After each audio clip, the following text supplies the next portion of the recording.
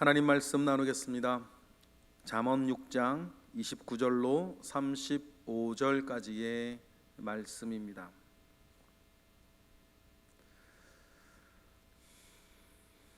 잠언 6장 29절로 35절까지의 말씀, 우리 다 같이 한 목소리로 합독하겠습니다. 나무의 아내와 통간하는 자도 이와 같을 것이라. 그를 만지는 자마다 벌을 면하지 못하리라. 도둑이 만일 줄일 때에 배를 채우려고 도둑질하면 사람이 그를 멸시하지는 아니하려니와 들키면 7배를 갚아야 하리니 심지어 자기 집에 있는 것을 다 내주게 되리라. 여인과 간음하는 자는 무지한 자라.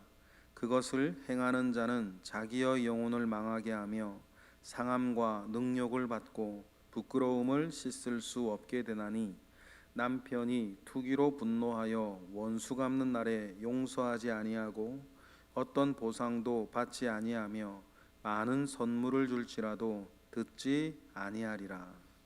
아멘. 마태복음 15장에 보면 예수님께서 식사하실 때에 유대인의 정결 예식대로 식사하지 아니하시자 주변에 있던 바리새인들이 수군거리고, 그때 수군거리는 바리새인들을 향해서 예수님께서 하신 이야기가 있으시죠.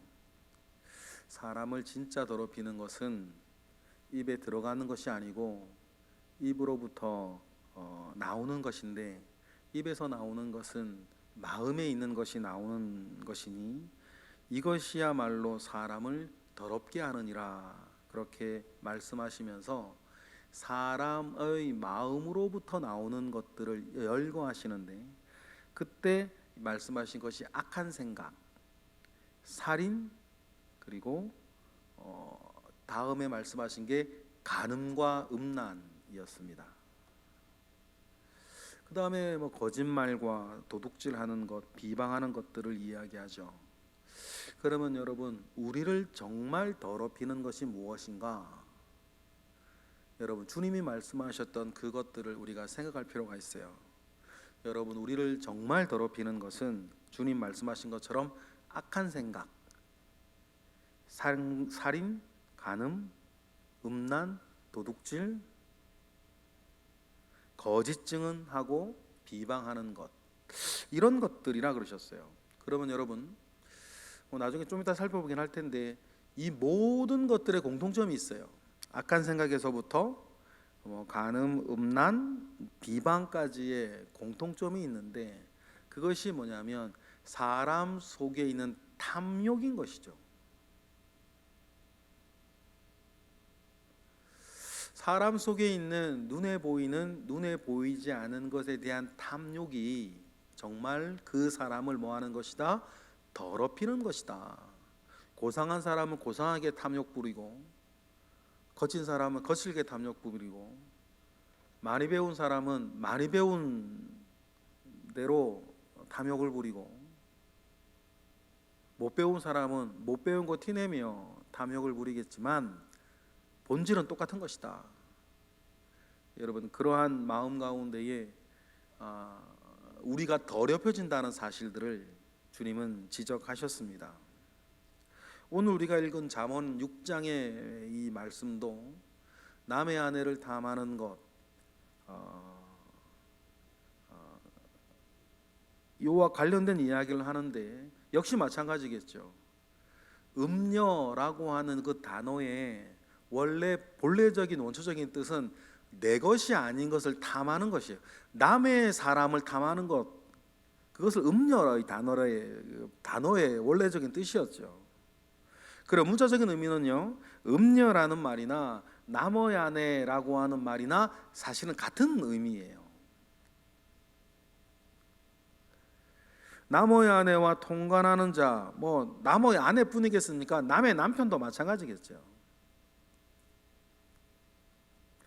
29절에 이렇게 이야기를 합니다. 29절 읽어보겠습니다. 남의 아내와 통간하는 자도 이와 같을 것이라. 그를 만지는 자마다 벌을 면하지 못하리라. 주님 그렇게 말씀하셨어요. 이와 같을 것이라 라고 한 건 앞에 내용들이겠죠. 떡 한 조각만 남고 배가 망신할 것이다.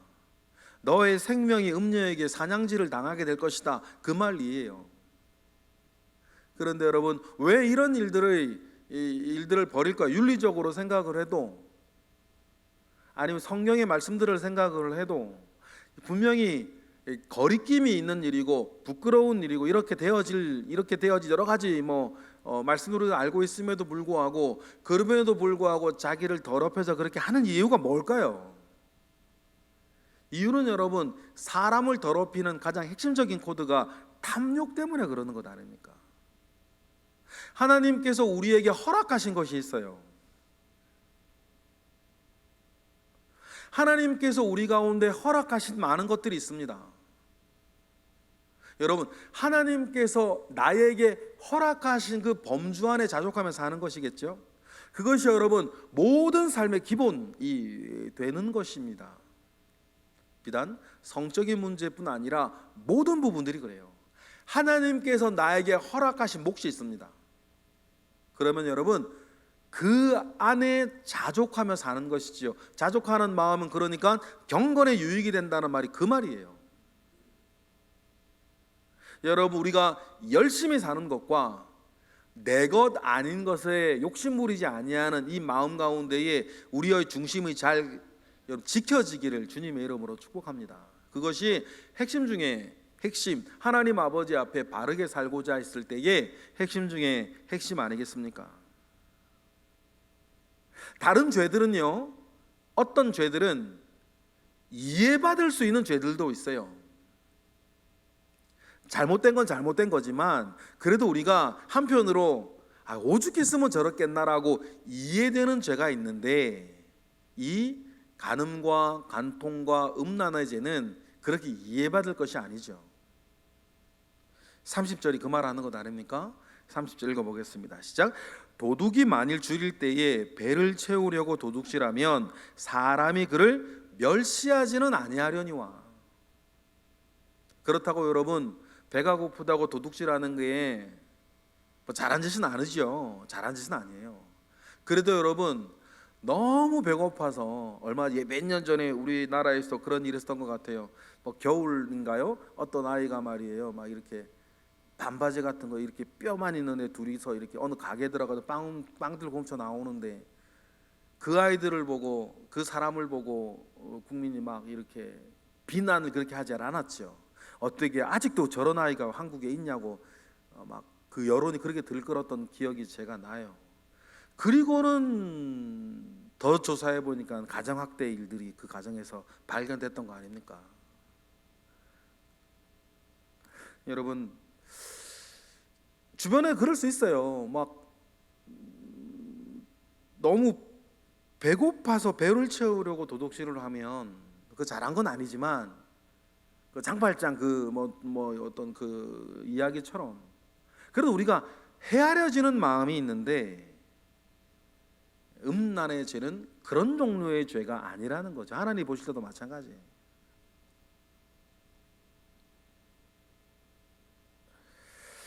그런데도 31절에 보면 도둑질이라 할지라도, 그 사람이 멸시하지 아니하고 헤아려지는 도둑질이라 할지라도 들키면 7배를 갚아야 할 것인데, 그 7배 7배를 갚아주려고 하면 자기 집에 있는 것을 다 내어주어야 할 판이다. 사람이 멸시하지 아니하는 줄여서 하는 도둑질도 그 정도인데, 하물며 그런 생존의 문제가 관련되어 있지 아니한 이 어떤 음란의 문과 관통의 문제,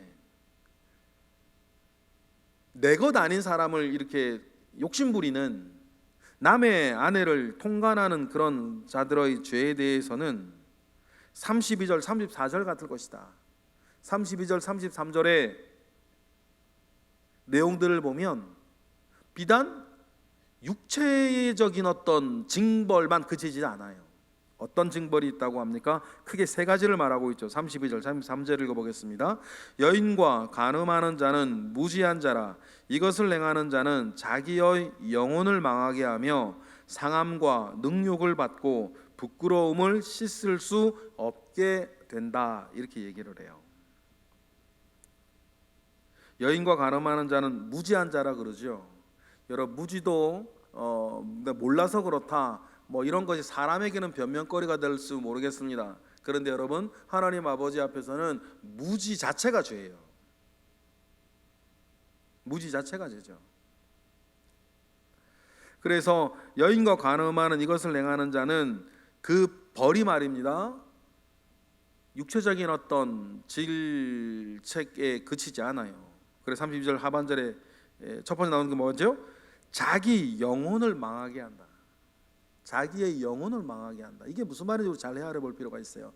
좀 전에 제가 모두에 말씀드렸던 것처럼 마태복음 15장에서 사람으로부터 나오는 것이 사람을 더럽힌다 했을 때 거기에 껴있는 게 간음과 음란이라 그러지 않았습니까?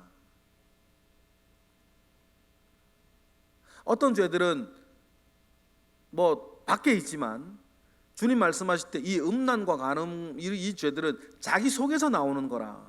그래, 그거를 통제하지 못하고 자기 속에 있는 잘못되고 삐뚤어진 욕망에 붙잡혀 사는 사람은 결국 자기의 영혼을 망하게 하는.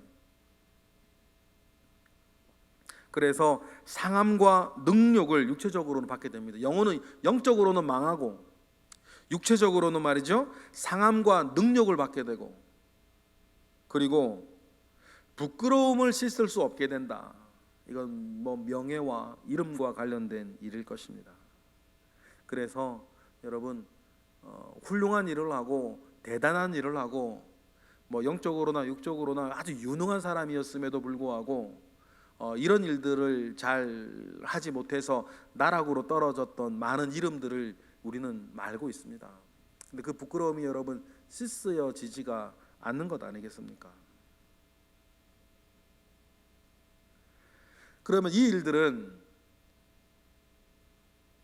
남의 아내와 통관하는 자라 그랬으니까 그 여자와 통관한 그 사람에게는 어떤 일도 또 더해지는 거예요. 또 34절을 보니까 그 통관했던 여자에 누가 있는 거예요? 남편이 있는 것 아닙니까? 또 그러면 그 남편이 그 일로 분노했을 때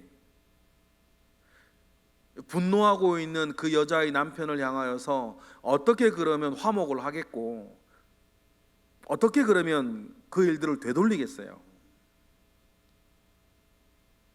14절이 그 얘기를 합니다. 14절 읽어보겠습니다. 남편이 투기로 분노하여 원수 갚는 날에 용서하지 아니하고, 35절, 어떤 보상도 받지 아니하며 많은 선물을 줄지라도 듣지 아니할 것이다. 돈 준다고 용서가 되는 남편이라고 한다면 진정한 그 남편이겠어요. 그래서 골로새서 1장에 보니까 포괄적으로 우리에게 이렇게 말씀을 하고 있습니다. 땅에 있는 지체를 죽이라. 땅에 있는 지체를 죽이라 그러죠. 그러면서 이어지는 말씀이 곧 음란과 부정과 사욕과 악한 정욕과 탐심이니 탐심이 곧 우상숭배니라. 그러면 여러분, 이 탐심이 왜 하나님 아버지 앞에 우리 가운데에 가장 중요한 죄악의 뿌리가 되냐면, 이 탐심이라고 하는 것 안에서는 결국 핵심은 자기 자신의 욕망, 자기 자신이 하나님의 자리에 있는 거예요. 그래, 탐심이 우상숭배라고 말씀하시면서 탐심이 뿌리가 되어져서 일어나는 각종 자범죄들, 음란, 부정, 사욕 이런 모든 것도 쭉쭉 나오죠. 그럼 우리가 본문이 그러하니까 우리가 음란과 관련되어져서 탐심 연결시켜 보면 여러분 누구라도 압니다. 자기가 하는 이 짓이 사람들과 만약에 그가 믿는 이라고 한다면 하나님 아버지 앞에 부끄럽고 몹쓸 짓이라는 것을 누구도 알아요. 그런데도 하는 거예요. 그 뭐가 더 우선이고 뭐가 더 중요하고 자기는 뭐를 중심으로 산다는 거예요. 하나님이 그때는 아닌 거죠. 다른 게 아니에요. 자기 자신이 하나님인 거예요. 그때부터는요. 자기 자신이 하나님이니까 양심의 가책이 있고 믿음의 도를 배반하는 일이라는 것을 본인이 느끼면서도 무시하고 하는 거 아닙니까? 요즘은 세태가 악해가지고 들통이나도 나를 이렇게 만든 건 당신이라 뭐 이런 식으로 얘기하면서 뭐 저 여자가 저렇게 해서 어쩔 수 없이 뭐 이렇게 했다는 식으로 말이에요. 그렇게 해서 여러분 예를 들어서 뭐 법정에 뭐 부부가 소송이라도 하면 어떻게 하든지 그 결과를 잘 받아내려고 이렇게 다른 작전을 짜기도 하고 말이에요. 이 세대가 그렇게 약한 세대가 된 거 아닙니까? 그러니 여러분 이 모든 것에 제가 요즘 죄를 많이 하게 잠언서 이런 일들 속에 있다 보니까 죄악에 대한 이야기들을 더 많이 하게 되니까 죄 생각하면 여러분 가장 먼저 생각해야 되는 게 함부로 괜찮다, 이 정도는 괜찮다 생각하지 마시고 울타리를 멀리 쳐두는 거예요. 울타리를 멀리 쳐두세요. 그래야 여러분 우리가 죄악에 대해서 지켜짐을 얻을 수 있어요. 그러면 여러분 우리가 멀리 쳐두면 여러분 오늘 멀리 쳐두는 마음 가운데에서 나 자신이 우상이 되어버리는 이 탐심의 문제를 우리는 기억을 하면서 탐심이 발동하여서 사람을 향해서 탐심이 발동하여서 각종 눈에 보이는 것들과 눈에 보이지 않는 것에 대해서 자기 자신이 하나님보다 더 위에 있어서 그 모든 것들에 대한 가치 판단과 윤리 판단을 자기가 해나가면서 몰래 안 들키면 되고 이래서 어쩔 수가 없고 이건 해도 되고 막 자기를 변명하고 합리해 가면서 여러분 이렇게 만약 그런 일들을 하게 되어지는 요 영적인 핵심을 우리가 보아야 된다는 거죠. 그에게는 여러분 하나님도 중요하지 않아요. 말씀도 중요하지 않아요. 중요한 건 자기 탐심이 채워지는 거 아닙니까? 그러니 탐심은 우상 숭배라 이렇게 골로새서에서 말씀하시는 거겠죠. 여러분 우리가 내 속에 있는 것들 마태복음 15장에서 주님이 말씀하신 것처럼 내 속에 있는 것들이 나의 몸 밖으로 나오는 줄 믿습니다. 여러분 그러니 작게는 오늘 본문의 어떤 음란과 이런 문제에서부터 결국 내 속에 있는 것들이 내 밖으로 나와서 나를 더럽힌다라고 하는 주님의 말씀과 같이 중요한 건 무엇이겠어요? 나의 속에 하나님의 것으로 채워나가는 것, 내 속을 하나님의 것으로 채워나가는 것, 성령 충만함으로 채워나가는 것, 하나님의 은혜로 채워나가는 것이 중요하겠죠. 그래서 내 입으로 나오는 것, 내 손발로 나오는 것이 나를 더럽히는 것이 아니라 나를 깨끗하게 하고 주변에 많은 사람들을 깨끗하게 만들어가는 것들이 여러분 내 속에로부터 나오게 하는 방법 한 가지밖에 없는 거예요. 뭐죠? 내 속을 하나님의 것으로 채워나가는 것입니다.